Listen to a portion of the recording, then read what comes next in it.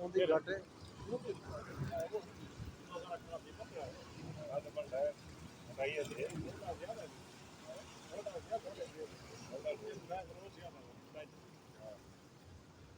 छोटा है मोटा ये ले आ रहे हैं जो है ये जगल ये लगा मतो में या वो सारे पारे पान पर उड़ा है सारे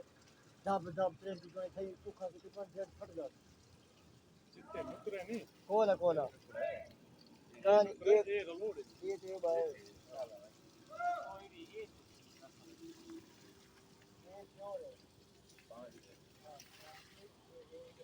माशाअल्लाह 7 लाख की कीमत है और 2.5 बार इनका वजन है एक बकरे का 2.5 बार